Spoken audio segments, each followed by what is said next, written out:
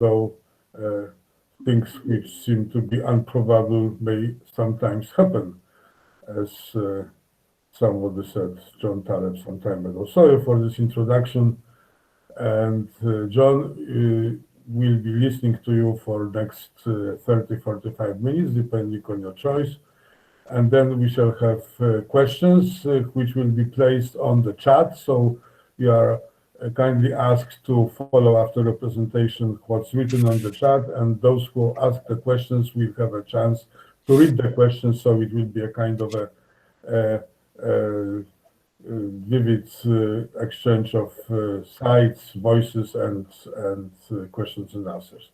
Okay, please be so kind and put your mics and your cameras off. And John, the floor is not the floor. The camera is yours now for next couple of 2 or 3 quarters of time. Thank you.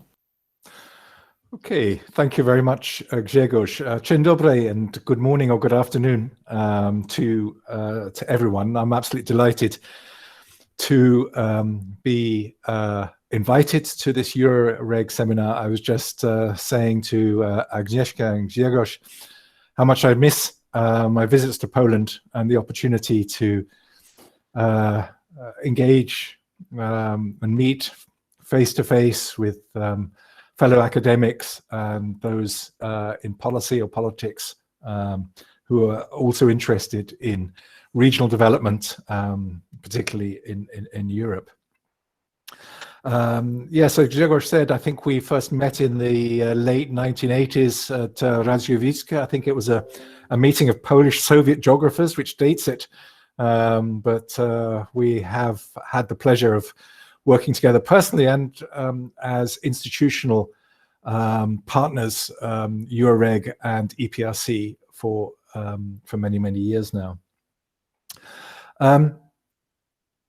What I'd like to talk about today, as the title says, is Brexit and regional development policy in the UK. And there is something of a revolution going on. I mean, by revolution, I mean in UK terms, in terms of not just Brexit and not just leaving the EU, but in terms of the way in which the governance of the UK is operating, and the relationships between different levels, and particularly the importance of regional development. Let me just see about.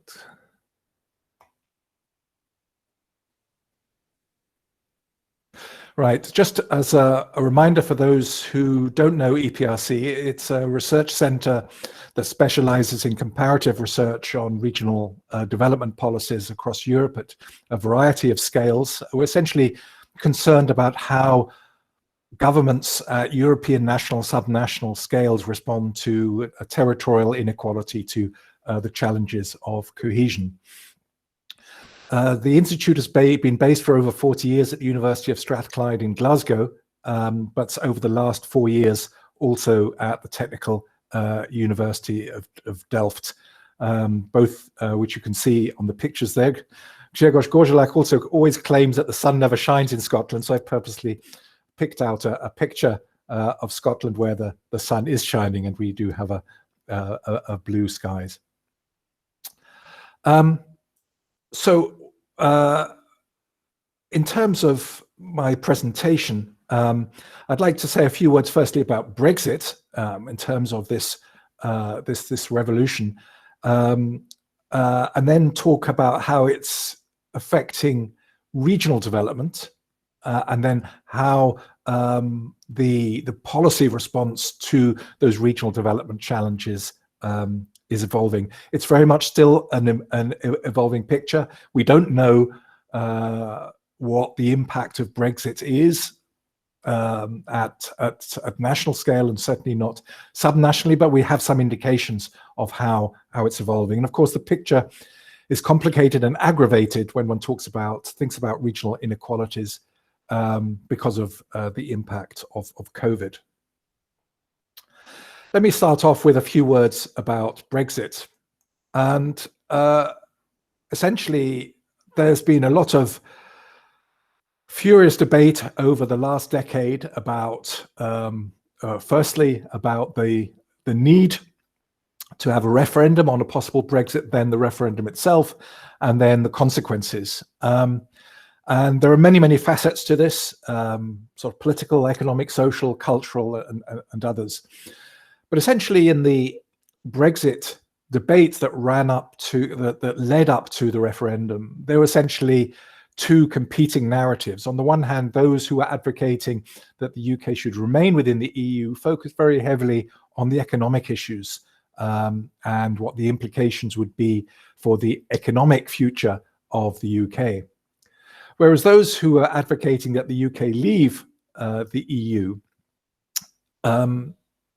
spoke much more from an emotional perspective, or tried to make emotional connections. And a lot of it was about a concept, or various concepts of what, of if you like, sovereignty.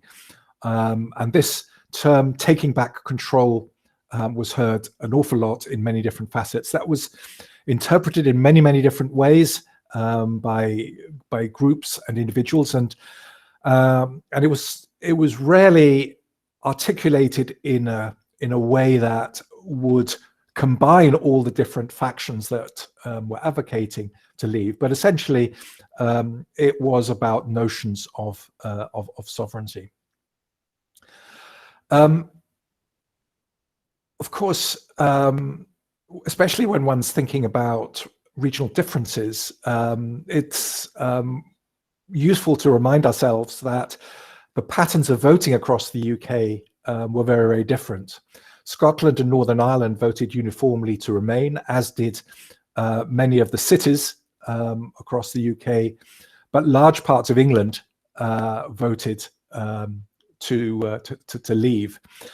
And there's been a lot of analysis done on voting patterns, and the graph that that is on the screen is a fairly simple one, and it shows the share of the EU referendum vote to leave compared to income, to hourly earnings. And you can see that there is a relationship between income and voting to leave. But that's too simplistic an analysis, because there are a whole variety of complex factors relating to educational attainment, age, and ethnicity, and so on, that are correlated with voting. And there are similar issues that I think have been brought out in the analysis of referenda and elections across Europe in recent years. And although it's often presented that the Brexit vote was a revolt of the northern English towns against southern elites, in absolute terms, many of the Leave votes actually came from more prosperous areas in the south of England. I think I also want to sort of emphasize that Brexit is an ongoing process. Although the first intimation of a referendum goes back almost a decade to 2013, a lot of the groundwork, if you like, or the basis for the feelings expressed in the referendum campaign and since, as well as in the referendum itself, go back many, many years. But essentially, it's been an incredibly turbulent period ever since the referendum was first mooted, but particularly since the referendum itself in June 2016, not in January 2016. And although the referendum result was close, 52% to 48%, it has essentially been interpreted in a fairly radical way, or an increasingly radical way, by those in government. And of course, the government has changed. We've got through three prime ministers, 2 general elections, and a whole variety of other internal political, turbulent political developments. But essentially, the cornerstones of the Brexit are, first of all, what has been called the divorce agreement, the withdrawal agreement on the UK leaving the EU, and then the trade and cooperation agreement that was reached in December, which marked the UK finally leaving not just the political structures, but also the economic arrangements. But the problem, of course, is that many things were left open to interpretation, or potentially on both sides, I think, but particularly on the UK side, in terms of what Brexit should actually mean in practice. And we're still living with those the consequences of that, and will be doing so for, I think, many years to come. Okay, those are just a few words on just a reminder of some of the key issues in the Brexit process. Let me go now on to some of the implications and emerging implications for regional development in the UK. Of course, Brexit is a sort of classic disruption of not just politics, but many aspects of economic development in terms of patterns of trade and investment, because essentially now there is new barriers have been put in place to relationships between the UK and the European Union. One of the big motivating factors for Brexit, for the Leave campaign, was to put a stop to the free movement of labour, which had been a really big issue for the UK in the sense of large numbers of EU citizens worked and lived and still work and live in the UK, and indeed significant parts of the UK economy, particularly in agriculture, in food processing, in health and social care, and others, have depended on EU citizens, migrant workers, in some cases more permanent workers, in others. And of course, different sectors are exposed to the impact of Brexit in different ways, and of course those have differential regional impacts. I think it's fair to say that the focus of UK government policy was during the 4 years after the referendum, was very much on actually trying to identify a form of Brexit, a form of relationship with the EU that would command sufficient support in the UK Houses of Parliament. And the focus was very much on national adaptation and the sectoral responses. And we've had tens of thousands of UK civil servants across the UK government structure who've been trying to work, or who've been working on on how to deal with the consequences of Brexit. And that's been enormous capacity demand that has left little time certainly in the past to deal with issues other than the most immediate adaptation issues. And of course, what we see and can expect, I think, is also that the balance of costs, the costs will be felt and have already been felt more in the short to medium term, and those benefits that there are, the potential benefits that there are more long term.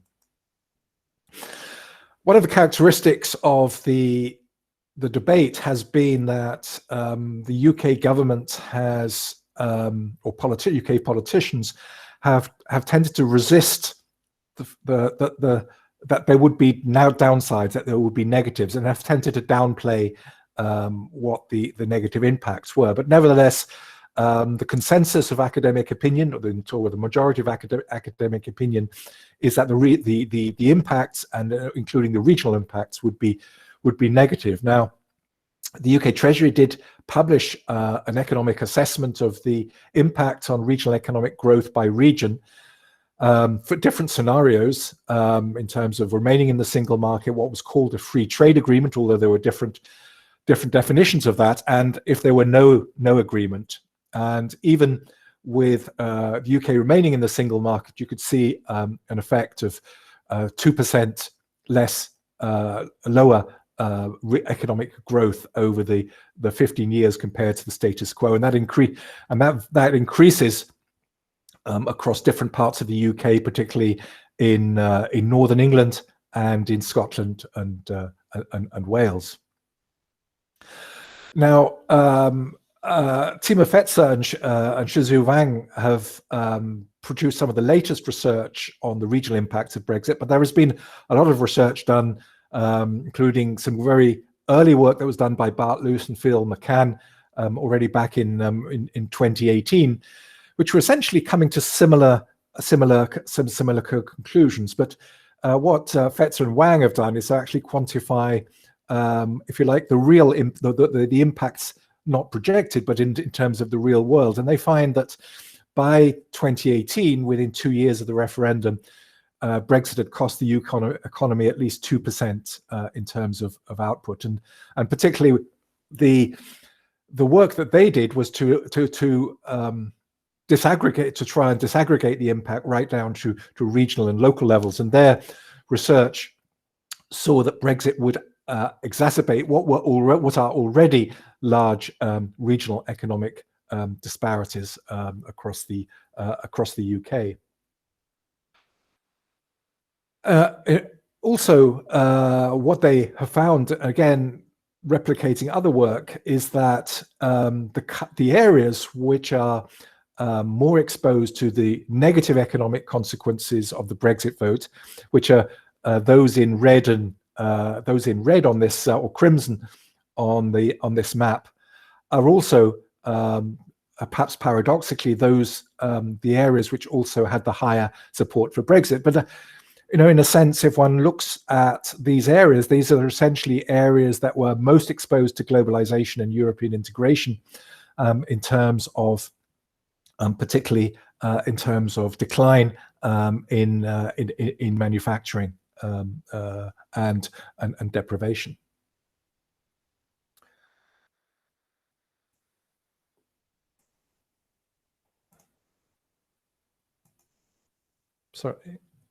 Sorry, for some reason I've lost it. Okay, I hope that's still visible. Yes, it is visible. It is visible. Okay, thank you.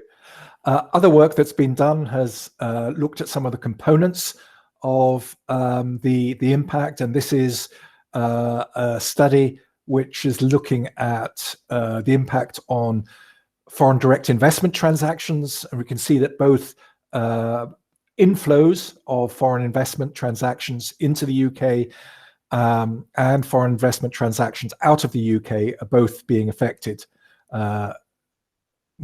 Fewer foreign investment transactions coming into the UK and more going out of the UK.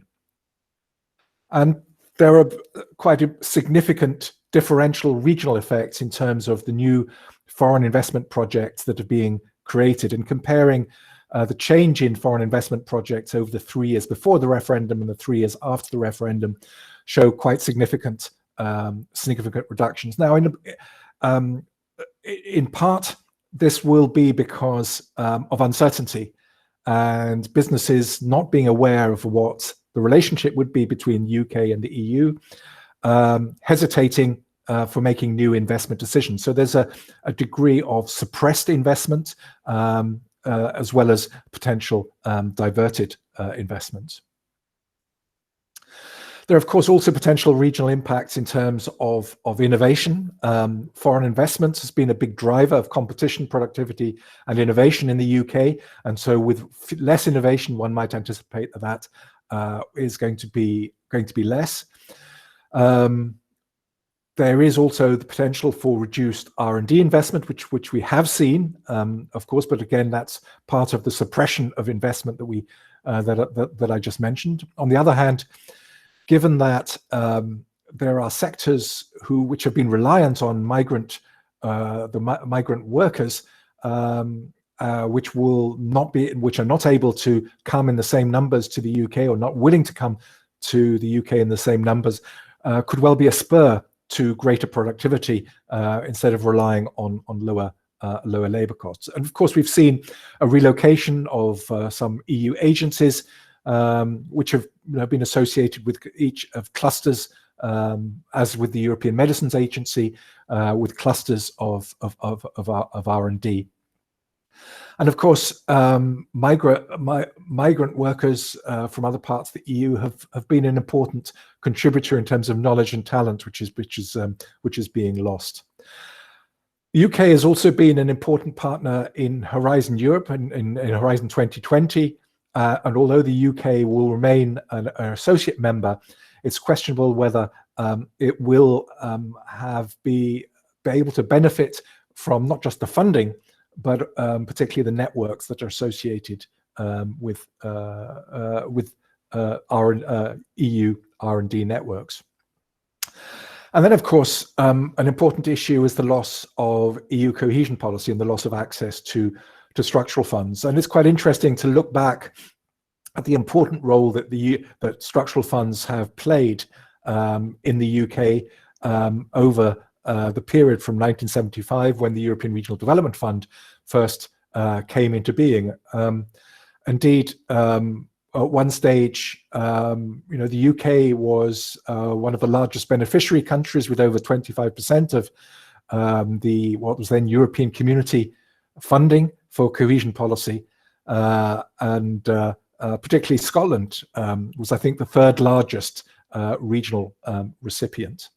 So, of course, those inflows have declined, but nevertheless, with 11 billion euros in the last period, it was still an important component, not just because of the EU funding that was coming in, but also its leverage effect in terms of public and private funding, but also the degree to which it provided a stable regional development policy environment over allowing sort of longer term investment.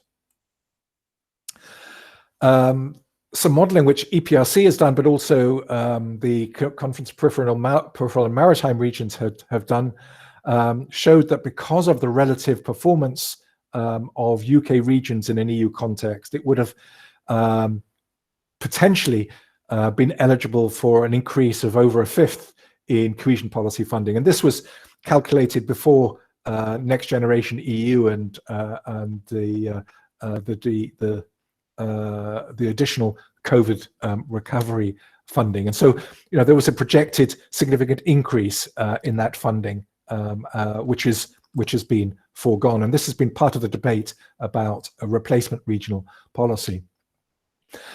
And the research that was done over the last number of years had shown that although, as in other parts of the EU, the effect of cohesion policy is hotly debated, and nevertheless, there is evidence of it having a significant and robust effect on regional growth in the UK, and that there are consequences, of course, of not having that stability, that predictability, and those investment flows.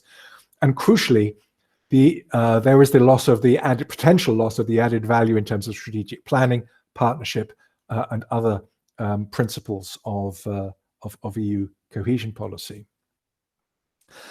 And of course, as I said before, let's not forget the impact of COVID, the coronavirus, because the UK, as you probably know, has been one of the worst affected in health terms across the world, and according to some measures, has the highest rate of deaths globally.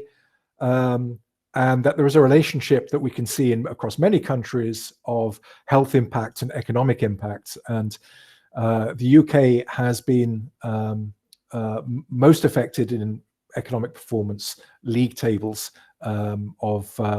compared to many other countries. And the two top countries in this league table, Spain and Austria, have both a significant dependence on summer and winter tourism. And the Fetzer and Wang study, among others, have said that the COVID impact may well exacerbate, or it looks to be exacerbating, the regional economic impact of the Brexit vote. So you've got Brexit plus COVID in terms of impacts on the regions. Okay, as I said, the picture, the regional development picture, is still evolving, but so is the policy response. And let me say a few words about how policy thinking is going in terms of particularly at UK level. I think if one looks over the last decade or so at what's been happening to regional policy in the UK, what we saw is that the impact of the crisis in 2008 to 10, the financial and economic crisis, had significant effects. We saw that regional policy, which had been expanding through the late 80s and early 2000s, was subject to major cuts in spending. And what it was replaced with is a lot of short-term, small-scale, ad hoc initiative grant schemes that came and went over periods of time, maybe only lasted for a few years.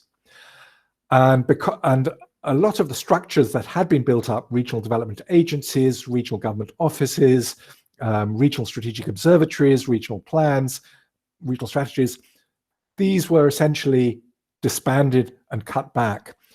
And what we saw was a loss of institutional capacity at regional level, but also because many of the public expenditure cuts that took place after 2010 affected local government spending. And so those areas that were not statutory responsibilities, like health, social care, education, and so on, these areas such as economic development were subject to particular cuts. So we saw a lot of loss of capacity also at the local level among local authorities. And policy shifted much more to focusing on sectors. Policy, certainly in England, became much more centralized, and to a certain extent that was also true in Scotland and Wales. And what we saw over the last decade is essentially intensifying a process which we have seen over the last 2 decades, is a greater policy divergence across different parts of the UK, because economic development was one of the areas in the late 1990s that was devolved to the Scottish Parliament and to the Welsh Assembly and to Northern Ireland. And so England, Scotland, Wales, Northern Ireland were moving across in different ways. What I think was interesting, particularly over the last 5 years, is though a revival of thinking about how to respond to regional inequality, and particularly about the subnational scale of economic development. And we've seen that, as in some other parts of the EU, including I think in Poland, in terms of new geographies of intervention, with city regions, more focus on smaller towns, more focus on localism. And we've seen new forms of governance emerging in terms of urban regional partnerships, but also use of what are called contracts or deals, where central government is not treating all regions in the same way, but making deals with particular geographical areas or administrative units to deal with problems in a particular way and with different types of contractual arrangement. Now, one of the impacts of Brexit on the political establishment in the UK was actually, first of all, surprise, but then also, as they started to get to grips with it, a recognition that it was particularly the inequalities and the perceived inequalities between different parts of the UK that had driven Brexit. And we saw immediate debates about how to respond and the need to respond. And we saw through a variety of policy documents and political statements a recognition that there was a need for what was referred to as rebalancing the economy, trying to ensure that all regions would benefit from economic growth. And to a certain extent, this had existed previously, but it was being discussed in a more prominently and with more emphasis about what government needed to do. And in the run-up to the UK general election in 2019, if one looks across the party manifestos, the top left is the Conservative manifesto, the bottom left is the Liberal Democrats, The top right is the Labour Party, and the bottom right are the Greens. I mean, you can see very little difference between them. All of them are saying we need to do something about regional inequality. They're saying it with different, some similarities in terms of what the responses the responses that are needed, but essentially they're saying much the same thing. And crucially, what was significant is the way in which the election in 2019 changed the political dynamics. What you can see on the right of this slide are the results of the 2017 general election, with blue Conservative, red Labour, yellow Scottish Nationalists, Scottish National Party, and then others in grey. On the right hand, you see what is essentially a sort of north-south divide apart from London.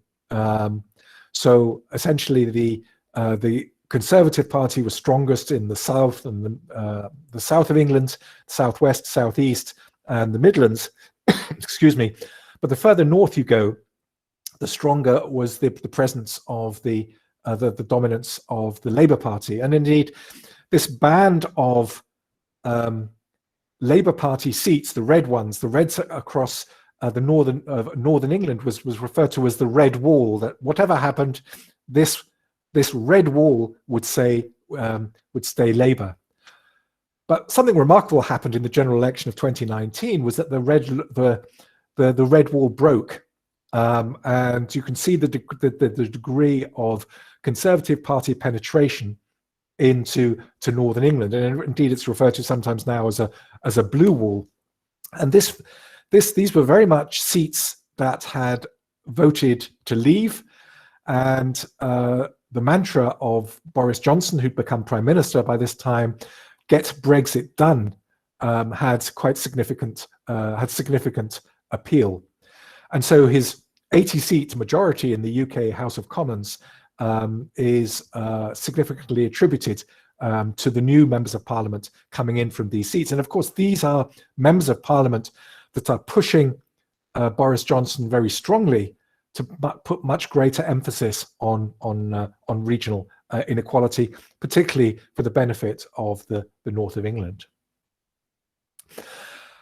So what we've heard a lot about in the UK political debate is this term levelling up. I mean, the term regional policy is one that I've been using here because it's widely understood.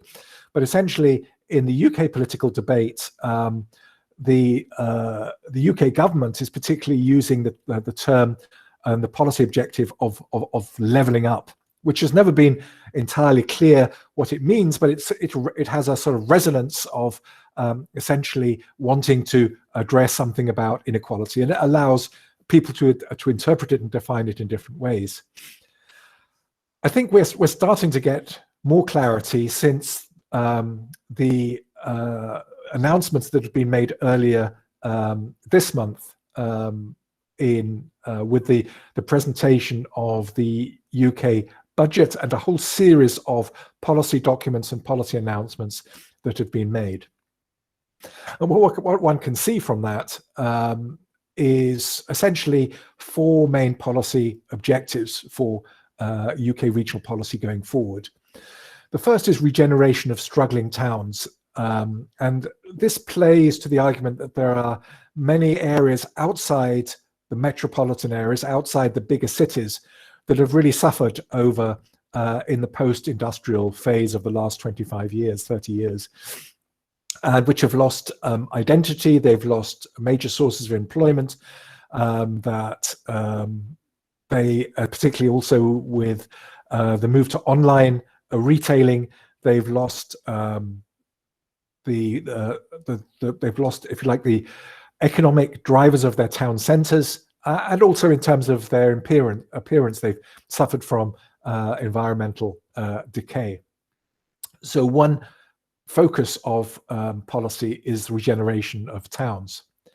But then from a national perspective, there is the objective of every region and nation having at least one globally competitive city at its heart. I mean, arguably, that's already that already exists if one looks across the UK. But it's significant that there is the reference to every region and nation, because what that refers to is every region of England and every nation in the UK. So in other words, it's including Scotland, Wales, and Northern Ireland, which are referred to as the nations of the UK along with England. There is a third objective of catalysing centres of excellence, which plays in particular to the R&D agenda that the UK government has, although what that actually means in practice is still unclear.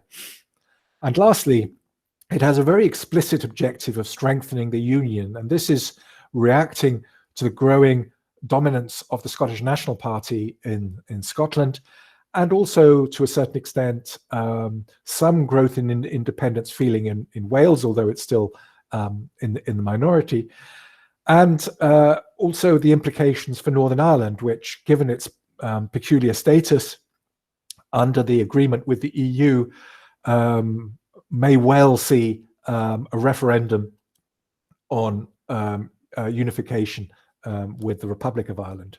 So there is an explicit objective in the levelling of agenda of the UK government being explicitly active in regional development and seen to be active in regional development in Scotland, Wales, and Northern Ireland, and this is very controversial, particularly in those areas. So, what do those objectives mean in practice? Well, firstly, the kind of regional development programs that have existed up till now under structural funds and will continue to operate until 2023, those are essentially now out. Those will not continue after 2023. And in its place, what we can see is firstly, an emphasis on local development funds, essentially grant schemes, of which some have started to appear. And essentially, it's UK government determining that certain towns or certain localities should benefit from UK government funds. So essentially, in some senses, it's going back to the future. It's going back to the way in which regional development was practiced in the past, essentially a grant-driven set of interventions. Something that will also be a focus, has been a focus for the last 5 years, but will be emphasized further, are these deals or contracts that I talked about, which is essentially focusing on major cities or other major areas which are intended to be drivers of productivity growth. And there is a new national infrastructure strategy, which is also seen as part of partly addressing the levelling up agenda in terms of particularly connectivity, but it's also intended to address decarbonisation and COVID recovery. There is a new national infrastructure commission and new financing models are being discussed, including a UK national infrastructure bank. But many of these are new. Many of the way these will work, these initiatives will work, is still not entirely clear. Two other elements that I think are important as part of the new UK agenda. One of them is free ports, is to create what are called hubs. I mean, I think there are something like 80 of these across the UK, across Europe. So these are not, although they're presented sometimes as being related to presented as a benefit of Brexit. Of course, these are practiced elsewhere. But there are 8 free ports proposed for different parts of England, and also some in Scotland, Wales, and Northern Ireland. So essentially, hubs, areas where there are no tariffs on incoming or outgoing goods, and potential tax breaks as well. And another important tool is the relocation of public employment. This was a major tool of UK policy back in the 1960s and early 1970s, but was largely abandoned, or was much less important. There is a big push now again on showing that the UK government is not just concentrated in London. So there are quite ambitious targets for decentralizing 22,000 jobs out of London, and creating government hubs, essentially regional offices of the UK government in different parts of the UK. And this is meant to be led not just by sectoral policy departments, which has been in the case in the past, such as environment, transport, industry, and so on, but also by the big government departments, the Cabinet Office, the Treasury, and the Foreign Office, who are intended to be creating regional bases. So these are the, if you like, the components of policy. It's not always being articulated as a coherent policy, but the announcements that were made earlier this month have been trying to bring this together. What is, I think, missing at the moment is some sort of conceptual foundation to the policy, but that may well become clear. One can certainly interpret it in a variety of ways. And let me raise some of those questions in the final part of this webinar. And let me draw attention to some of the questions that have, or concerns that have been raised.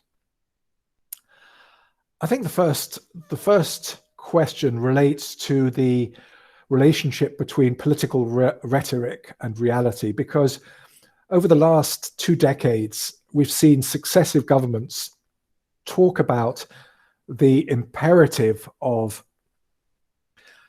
rebalancing the UK economy and reducing what, under some measures, are the widest regional inequalities in Europe. And we've seen a succession of policy statements and reviews, as you can see, that use on screen, that have used the language of stronger regional policy. But regional policy has come and gone in the sense of being strengthened and weakened over that 20-year period. A second question is, and this goes back to what I was saying just now about what's the conceptual foundation for regional policy in the UK. Because what has distinguished the UK approach over now at least 30 years has been that the driver of government intervention is that of economic efficiency, of ensuring that the contribution of regions to national growth and competitiveness can be increased, particularly in terms of increasing productivity, which has been a perennial UK problem in terms of lagging behind a major European competitors. And insofar as there are social interventions, such as in terms of skills and training and so on, it's seen as important also from this this agenda of improving productivity. And that contrasts, it seems to me, with the foundations for the justification for regional policy in many other parts of Europe, including the EU, where regional policy intervention is underpinned by a commitment to social justice. Obviously, it has there are economic tools and there are economic priorities, but essentially, if one looks at the institutional foundations for regional policies, it's a commitment to social justice, which one sees in parts of the UK, particularly in Scotland and Wales, where their own regional development policy approaches are much more continentally inspired and fit much more within the EU, the approach in many other EU countries. But that's not the case. And on a first reading, it seems that overarching imperative of productivity still applies in the levelling up, in the case of the levelling up agenda. I think a third question or set of questions relates to governance. And if one looks at policy assessment after policy assessment from think tanks and academics, associations, including the Regional Studies Association that both our institutes are heavily involved in, we see the kind of language that is used there on the right, that centralized governments is a major cause of economic problems in all regions, and the UK is the most centralized country of its size in the developed world. I'd have to say, on a first reading, the levelling up policy of the current UK government does not address that centralization of government, because essentially it's increasing or intensifying the centralized control of how policy objectives are decided, and indeed also who gets funding, how it gets the funding, and what it's expected to achieve with that funding. And I think a crucial constitutional issue is that up until now, the division of competencies between the UK level and the devolved administrations in Scotland, Wales and Northern Ireland has largely been preserved, and regional and local development have, in Scotland, Wales and Northern Ireland, has been undertaken by the Scottish, Welsh and Northern Irish administration. Now, the UK, under something called the Internal Market Act, just over 50 months ago, it gave itself, the UK government itself gave itself the power to undertake regional development in all parts of the UK. And this is an explicit policy objective in order to show that the UK government is present across the whole of the country. And that's causing significant constitutional tensions between London and Edinburgh, London and Cardiff, and to a different extent between London and Belfast. And what's important, for example, in terms of, for example, the relocation of central government jobs, is that this does not involve devolution. Now, the UK government is promising a local delivery and devolution white paper, I think possibly next year, so that may well change. And look, and there are of course some structures that have been created, including in England, through devolution to city regions, for example, which have gone quite a long way towards devolving decision-making on public expenditure to those areas. What we're not clear about is the degree to which that will continue, will be strengthened, or will be weakened. I think the final question is that of policy effectiveness. What's not clear from the statements that have been made so far is the degree to which public accountability through monitoring and evaluation of the form that we've become used to through cohesion policy and indeed in other policy areas, the degree to which that will continue. And it has to be said that if one looks at the kind of intervention through local development funds that have been popular over the last decade or so, they've not been well regarded by our National Audit Office, and you can see some of the quotes there. So I think one of the key issues looking forward is how monitoring and accountability, public accountability through monitoring and evaluation will proceed. Finally, and I think I've gone a little over my 45 minutes, let me just sum up the key points.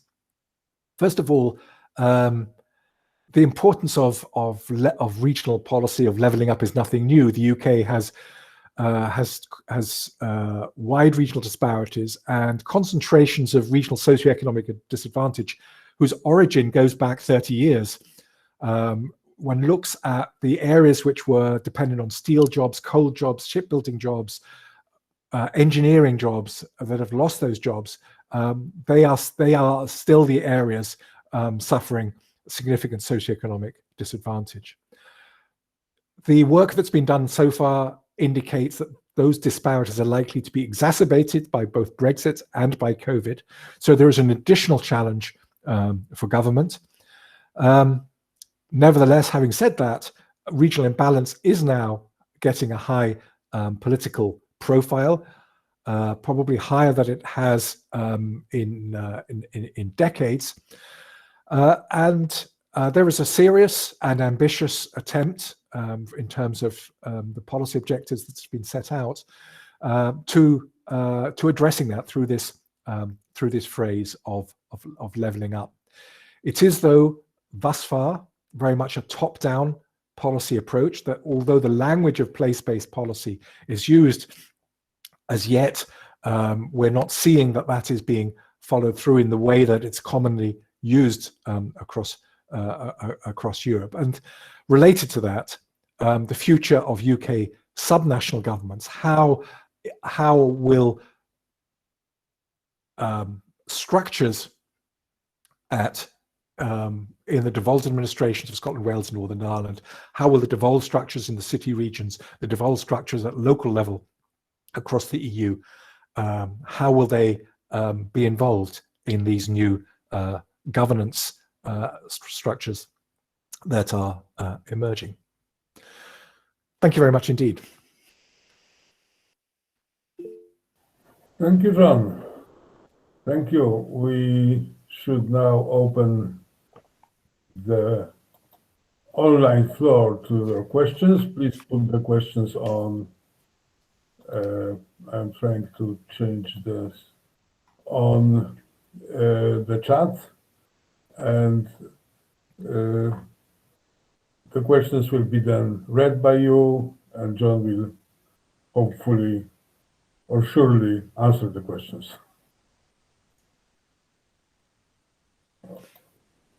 There is nothing. Okay, so I will start perhaps. There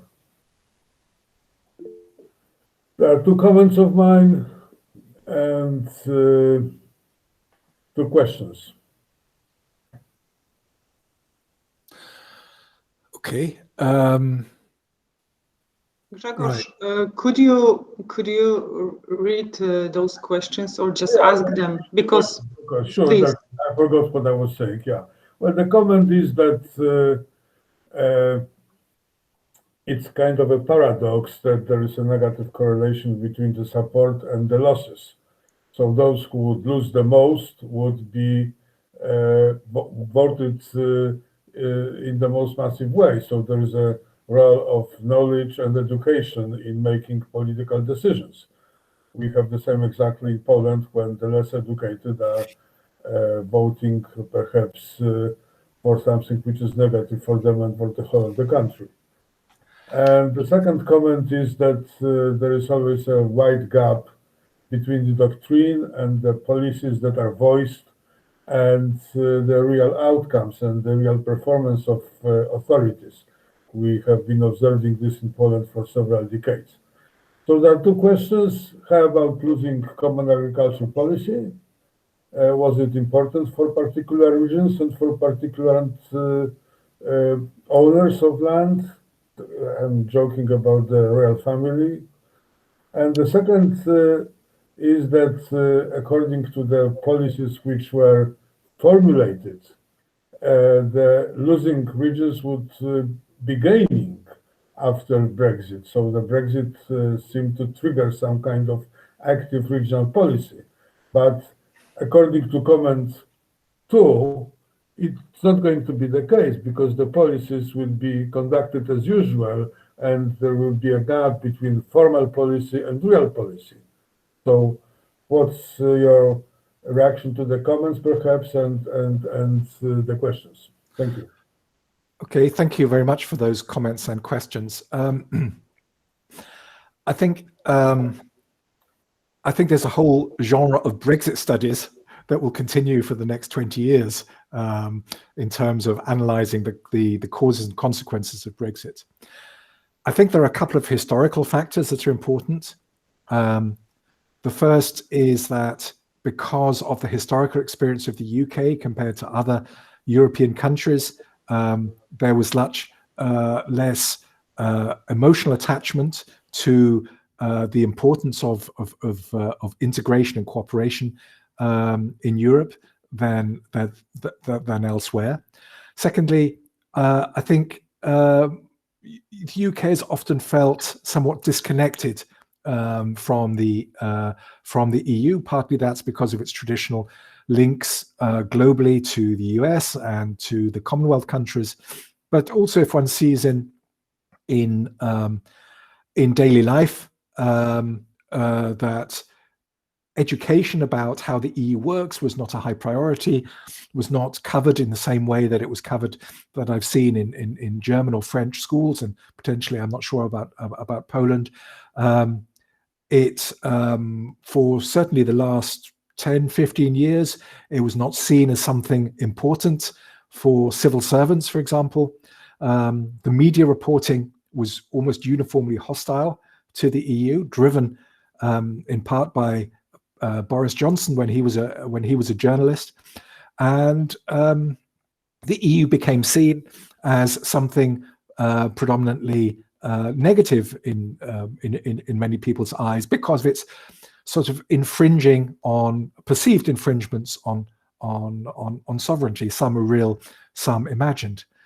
However, I think it's important also not to see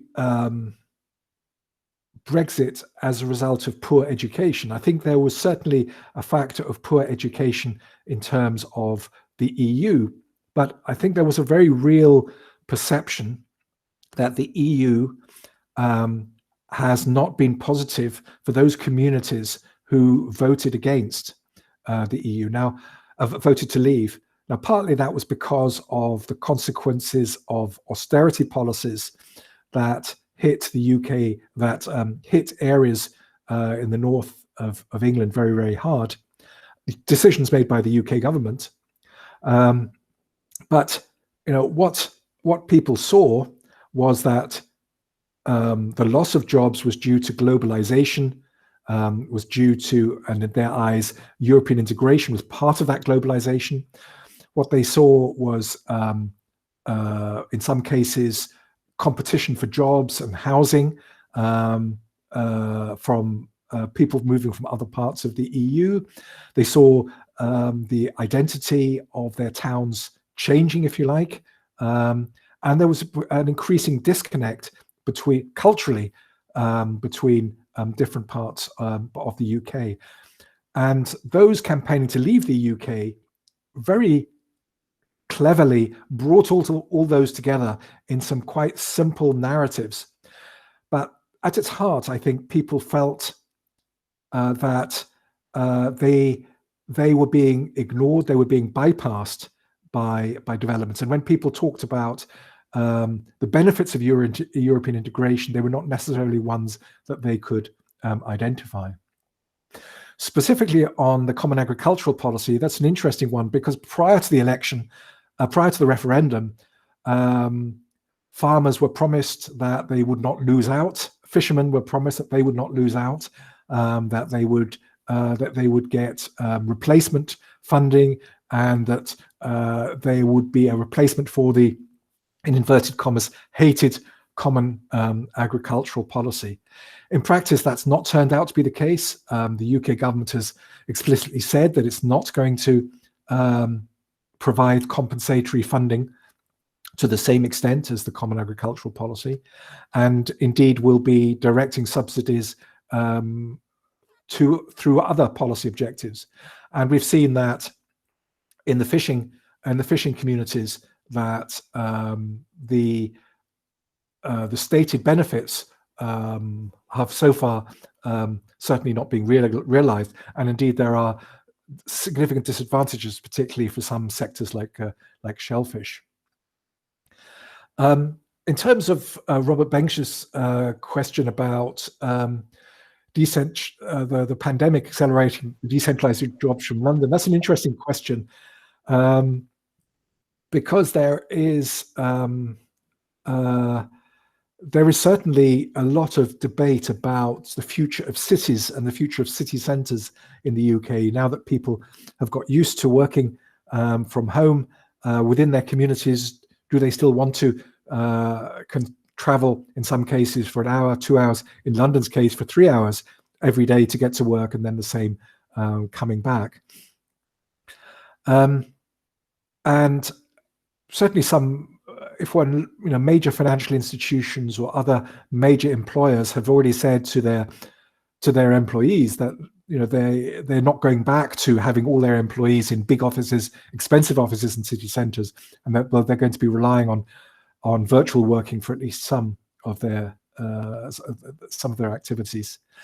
Having said that, I think it's important that if one takes an historical perspective and one looks back to plagues going back to the Middle Ages, what one tended to see was that those who could move out of cities did move out of cities because it was safer to be in rural areas, and then move back in again because cities have so many advantages in terms of relationships, networks, and so on.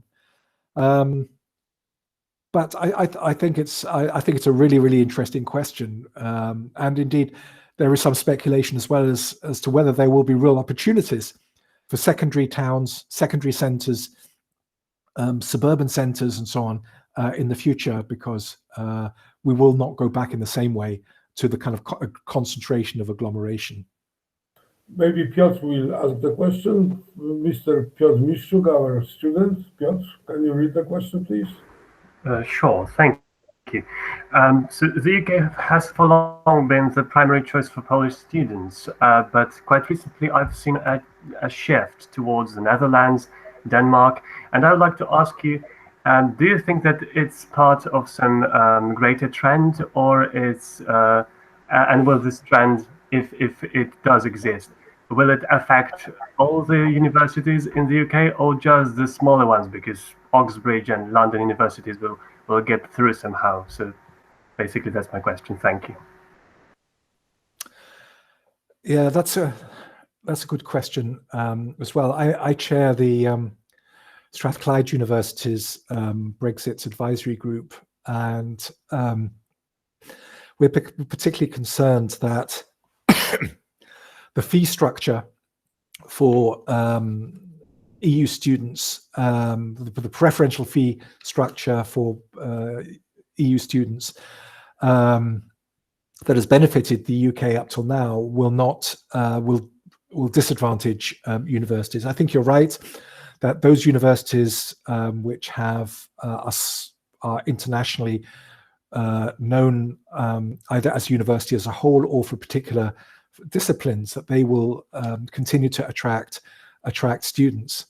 But I think the combination of fees, of immigration restrictions, and the reduced potential for students potentially to work in the UK after they graduate, these will potentially all disadvantage the UK. I think a big problem, or a part of the problem, is also that the UK will not take part in Erasmus+. That will be a disadvantage to UK students going out into other parts of the EU or the participating countries in Erasmus+, but also incoming students. The UK is creating a replacement scheme called the Turing scheme, but that will only fund or partially fund UK students going to other countries. And in some respects, it's not as generous as Erasmus. It won't fund other students coming to the UK. That may change in future if and when the sort of febrile political atmosphere around anything to do with the EU changes. But I think the UK universities will take a hit as a sector as a whole, but it will vary across universities. Certainly, that's something that we at Strathclyde University are concerned about. Although many of our students come from outside the EU. Thank you, Mr. Rafał Ćwiek, please. How does support for Brexit look like in different regions nowadays? And what would be the referendum result if it was held today? That's interesting. I think if it had been held last year, there would be a chance that it might not have the same outcome. I think it would still be very close, but it might be the reverse: 52 to stay, 48 to leave. If it were to take place now, I suspect that the result might be even greater, and that's down to the vaccine issues and the way in which the UK has been extremely successful in its vaccine policy. Probably the one element of its approach to COVID that has been successful, but it has been spectacularly so. And the EU has, for various reasons, been pretty chaotic in terms of its vaccine approach, which I think has damaged the EU. And certainly the reporting of this, and particularly the disagreements between the EU and the UK have been widely publicized. There are also issues relating to the way the Northern Ireland Protocol, part of the EU-UK agreement, is operating, and the way that's been used. It's interesting that UK government ministers, regardless of what they're talking about, whether they're talking about transport or education, if they're making any kind of announcement, they will mention the success of the vaccine policy. The document that I had on screen, Build Back Better, about future UK economic development policy, it mentions the vaccine success 9 times in the first 4 pages. But let's not take anything away. It has been extremely well done.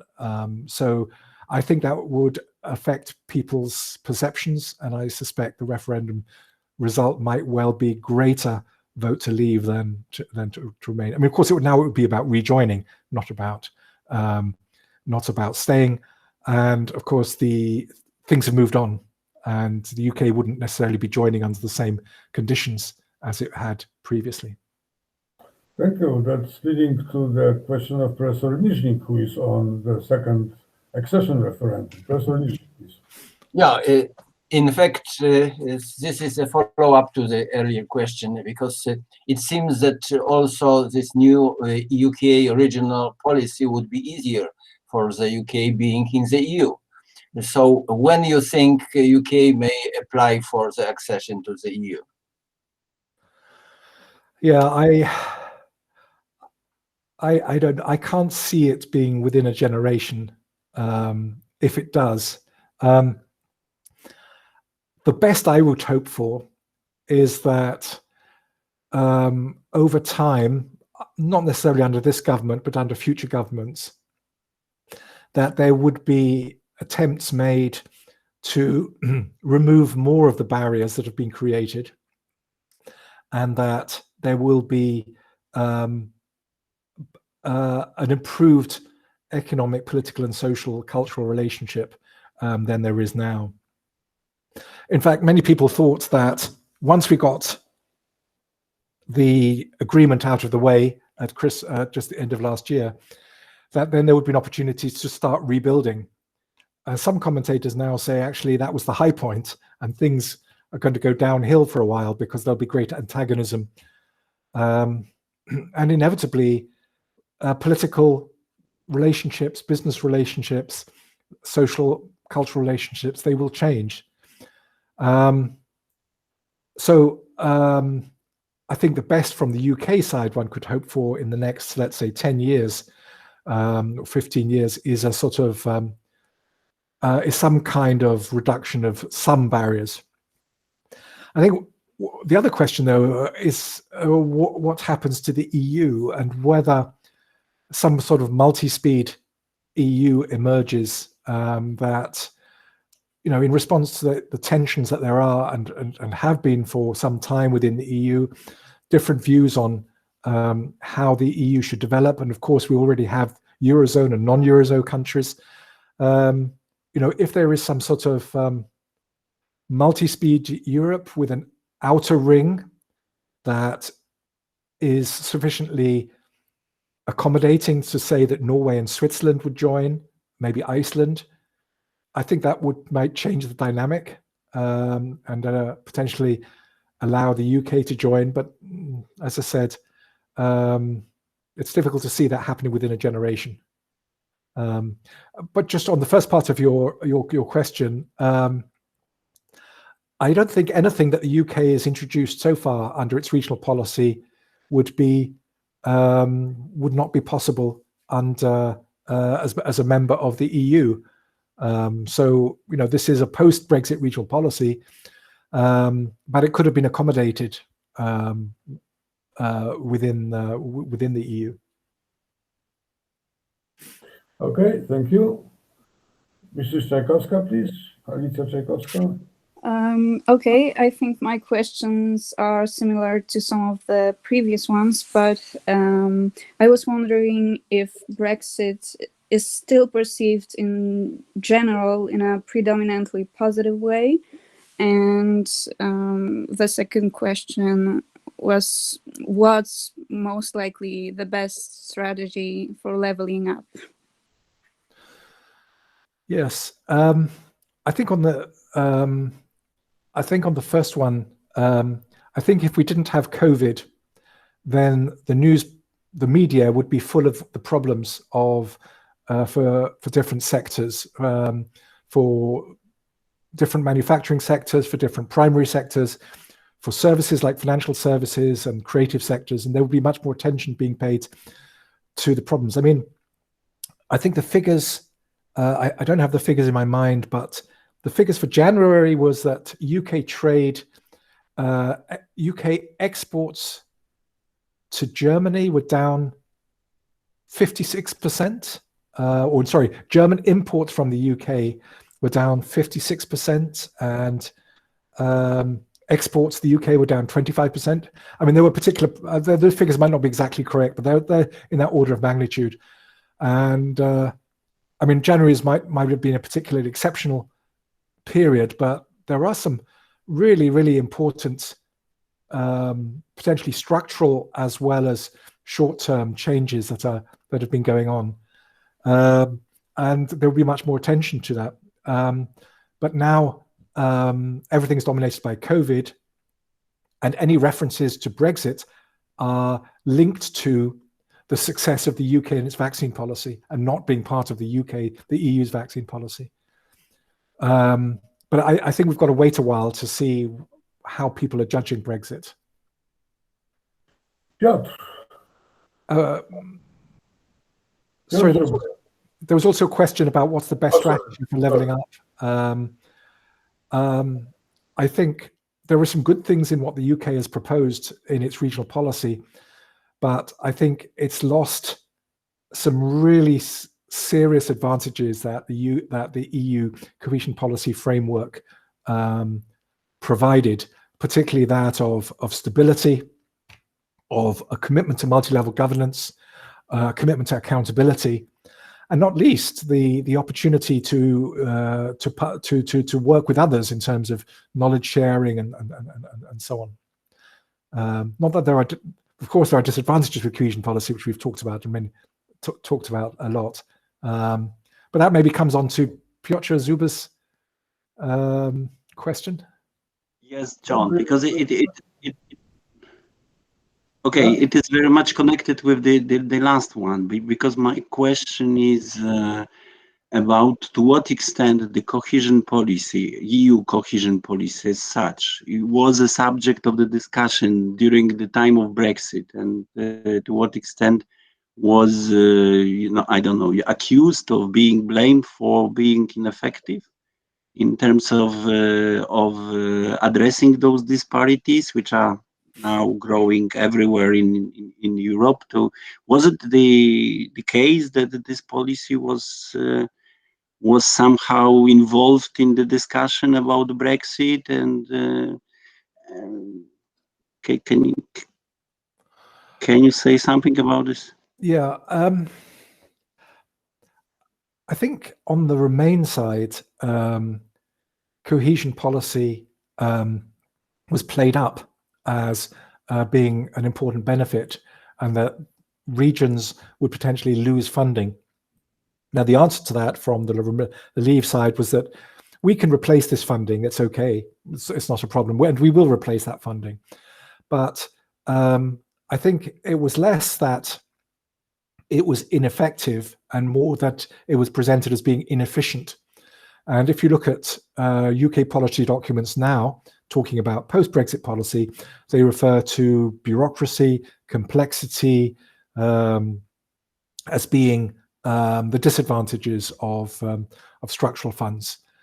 And I think probably, although not discussed, one of the concerns that I think emerged and was recognized by the EU is that the EU has not done in the past a good job about either communicating its policy or involving citizens in the way in which cohesion policy operates. This was seen as very much something being decided by elites who were somewhere else, but not. This wasn't something that citizens had a role in, and it wasn't necessarily something that citizens felt directly affected their quality of life, and certainly not in countries like the UK, where for 2 program periods, we don't have the visible spending as you do in Poland, in terms of streets and streetscape and railway and roads and these very visible investments that come from cohesion policy. So I think I don't think the UK I don't think EU cohesion policy was widely blamed for being effective in terms of tackling disparities, because I mean ultimately these were UK decisions, and they go back to UK structures and path dependencies. Okay, thank you. Okay, thank you.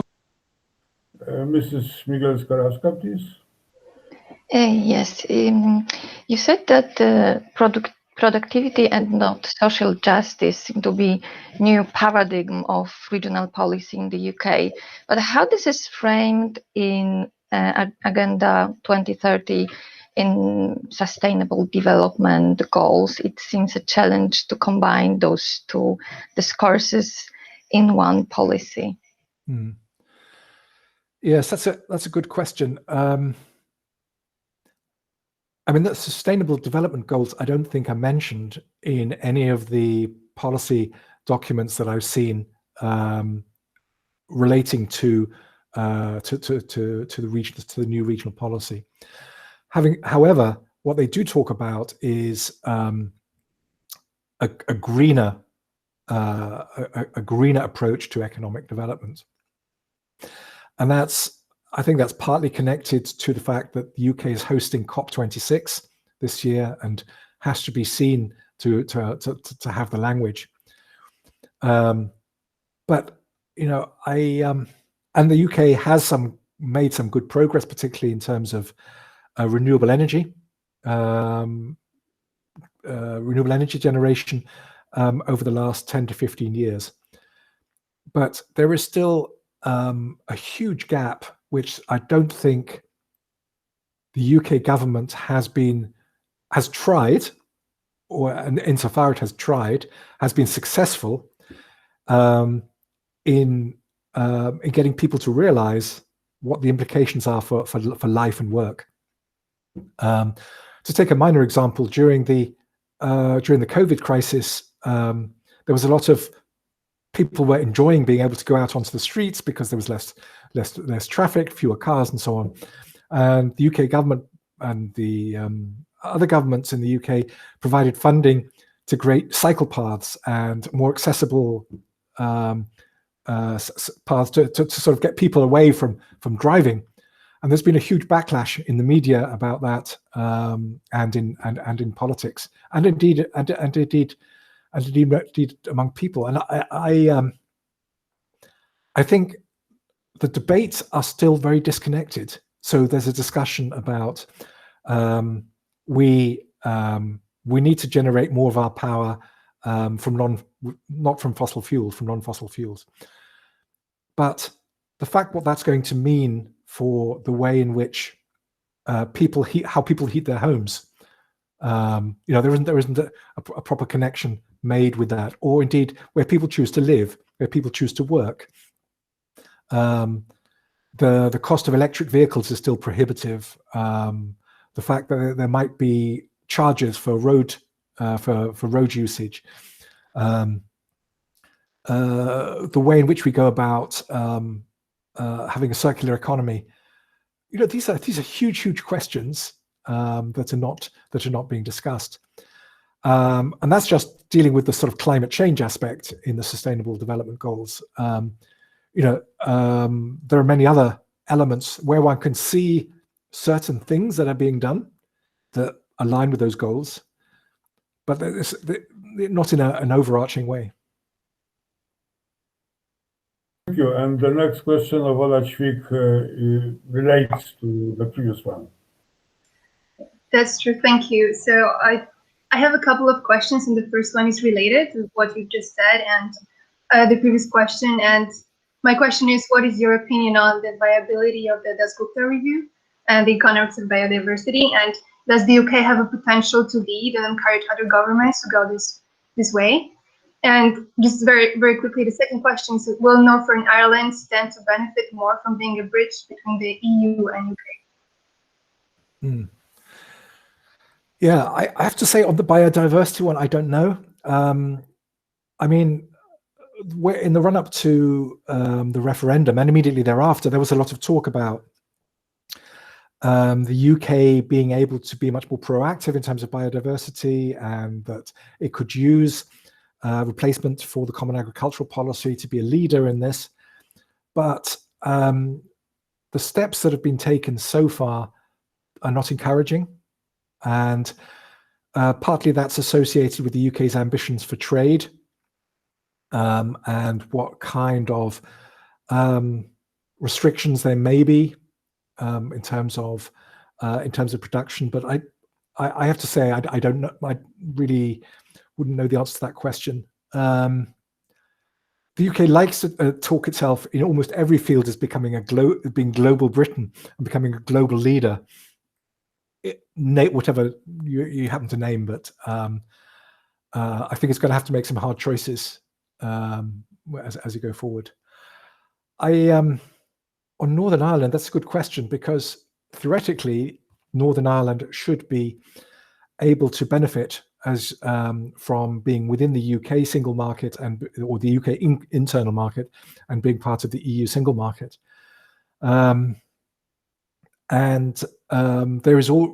There's quite significant concern in Scotland, for example, that firms would relocate to Northern Ireland because they could then be within the EU market. The big political challenge at the moment, though, is how to make the agreement that was reached in December work, because there is effectively a border between Great Britain and Northern Ireland at the moment. And because there have to be checks on UK products going into Northern Ireland, and some cases the reverse. And how those are going to work is of major concern, because supermarkets have not yet adjusted. So certain products that are available in the UK are not available. Available in Great Britain on the mainland. They're not available in Northern Ireland.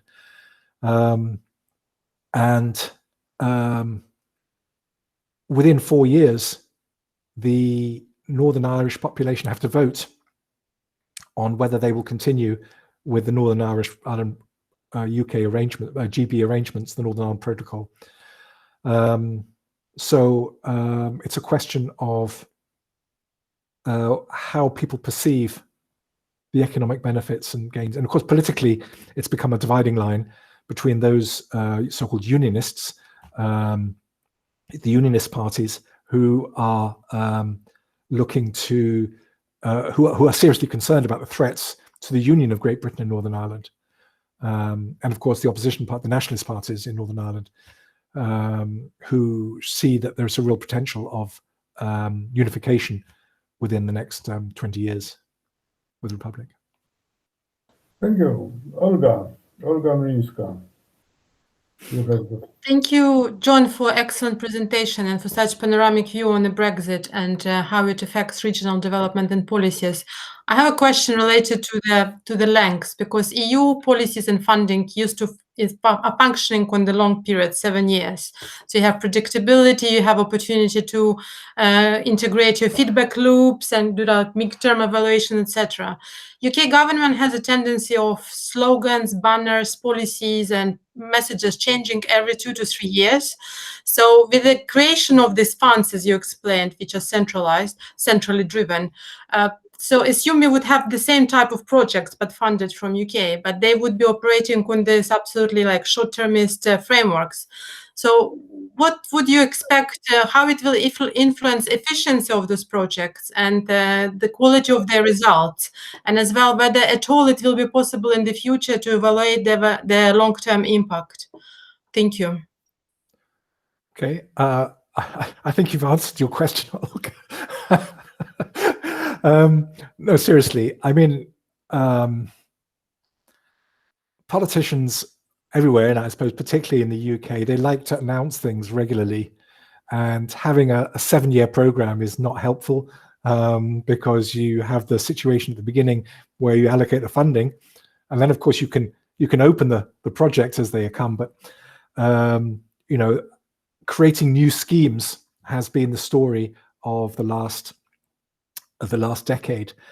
I think in 2013, the National Audit Office said that there'd been 38 different grant schemes in the local development field from the UK government over the preceding period. I mean, going back to 1975, but many of them in a recent period, and many of them had only lasted for 3 years and then been subsided.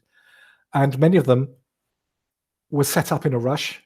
I mean, you know that local enterprise partnerships, which operate in England and have been a cornerstone of local growth policy, they were designed by civil servants within 3 weeks. I was told, because they needed that the UK government needed something to announce. Now, with one of these interventions that I talked about, the Shared Prosperity Fund, which is the main replacement for structural fund, is addressing places and people, sort of ERDF and ESF type things. It's coming in 2022, but there was a pilot called the Community Renewal Fund, I think, which is starting this year as a pilot. It was announced this month, and they want the first project by June.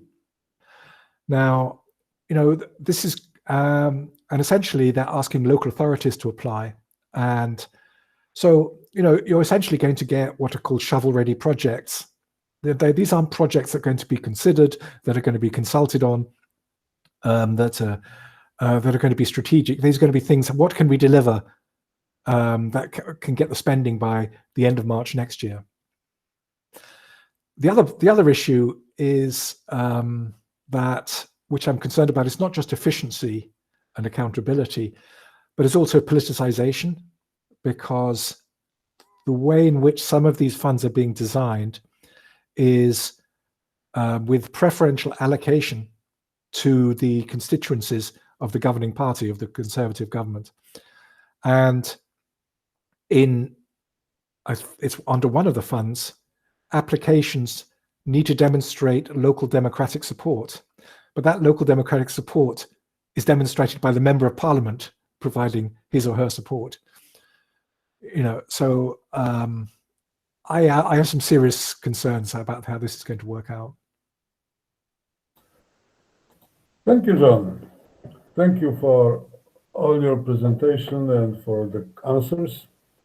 I think that sometimes looking at some other country, you can have a kind of a mirror looking at your own country, because some problems are very similar.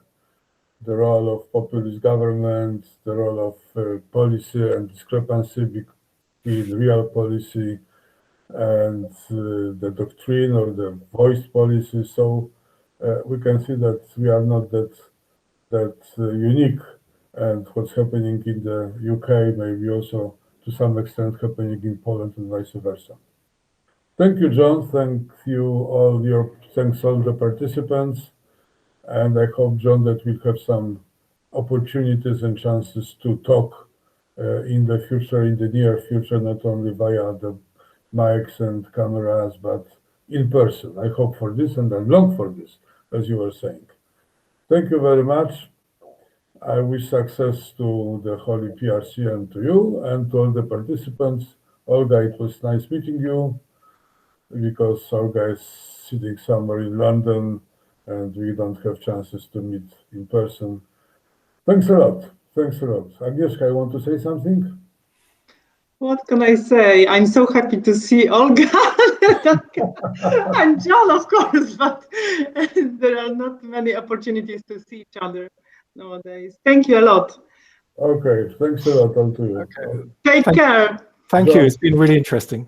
John, avoid the virus. We are trying to do this in Poland. Okay.